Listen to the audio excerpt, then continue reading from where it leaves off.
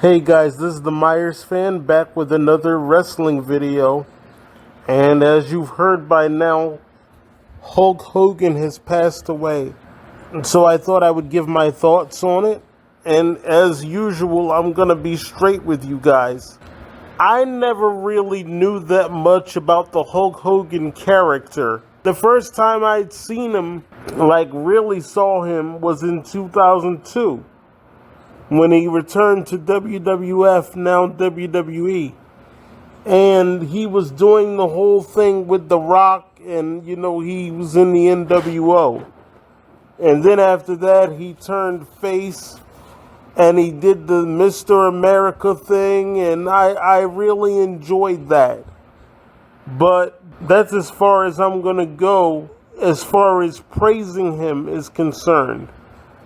Because other than what I just told you, other than the memories of him being in the Ruthless Aggression era, and he came back at the tail end of the Attitude era, and I enjoyed watching him. It's not that I thought that he was such a good wrestler.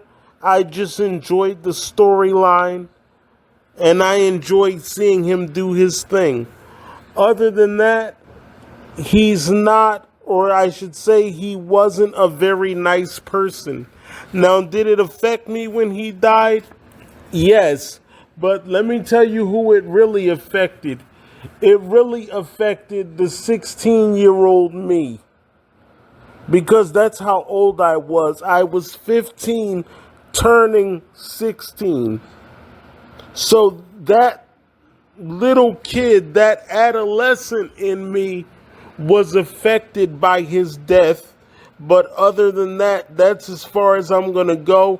I'm not going to sit here and glaze him and act like he was some wonderful human being, because from what I know, he wasn't. Now, what they're going to do on WWE television is they're going to cry for him, and they're going to mourn for him. And they're going to expect us to do the same thing. I want to let you know right now that I'm not a racist person. I try to treat everybody with respect, but I'm not going to overlook your nasty behavior. I don't give a damn who you are or were. You see, a lot of times with white fans in the entertainment industry, whenever one of their athletes does something wrong, they will want you to just overlook it and just say, oh, well, that was Chris Benoit. Oh, well, that was Hulk Hogan. Just overlook it. Just overlook it. Oh, well, that's Steve Austin. Just overlook it. They want you to do that. But whenever one of our athletes does something, they don't overlook it. They constantly remind you day after day after day. They have to do special after special after special about that person. How many specials are there about P. Diddy by now? How many specials are there about R. Kelly? About O.J. Simpson? They want you to just overlook the filth that they do, but when we do something, they have to constantly remind you of it. Now, a lot of fans are going to come onto my page and just spam my comment section and talk about, oh, you shouldn't speak ill of the dead. You should respect him even if he called your people the N-word. Just overlook that because he was Hulk Hogan. I'm not going to do that today. If you want me to overlook Hulk Hogan, you have to overlook R. Kelly. If you want me to overlook Chris Benoit, then you overlook O.J. Simpson. I'm going to throw it right back at you. Did you know O.J. Simpson was never proven to be the killer? Did you know that the case remains unsolved? Did you know that there was DNA under Nicole's fingernails that did not match Mr. Simpson? But you don't want to overlook him. You don't want to forgive him. But you're going to expect all of the black fans to just overlook and forgive Hulk Hogan simply because he was Hulk Hogan. Paul Levesque, Triple H, in his infinite wisdom, or whoever's decision it was, decided to bring Hulk Hogan back on the January 6th episode of Monday Night Raw, knowing how black fans would feel about it.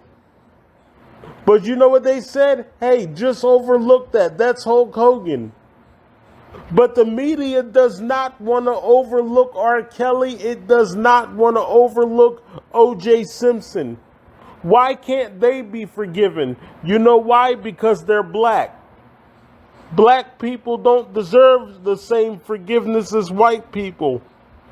Black people don't deserve the same mercy as white people. That's what this is. I'm not going to glaze Hulk Hogan today. I'm going to tell you that as an adolescent, I enjoyed the storylines that he was involved in. But that's as far as it's going to go. And I'm not going to sit here and act like he was a virtuous person, because he wasn't. Virtuous people don't use language like that. Virtuous people own up to what they do and say, you know what? I did that, I said that, and I was wrong. And even when Mark Henry allegedly tried to help him and take him to a bunch of black colleges to help him to understand things a little bit better, he allegedly refused. So don't tell me to overlook Hulk Hogan. I don't care about what he was or what he said or anything like that, or what he did in the past. I care about how he affected my people. That is what I care about. Because when it's Chris Benoit or Hulk Hogan, they get a pass. But like I said, R. Kelly doesn't get a pass. O.J. Simpson definitely didn't get a pass.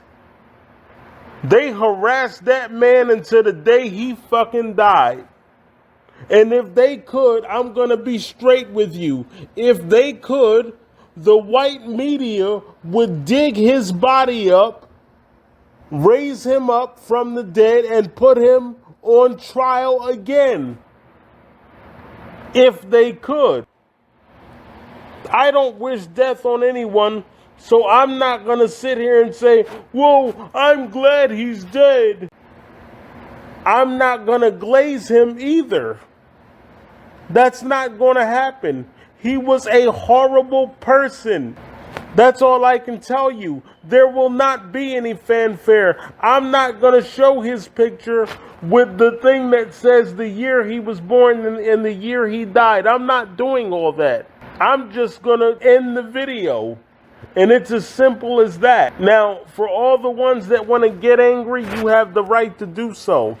I don't wish death on any person, but at the same time, it is what it is. And those are my thoughts on it.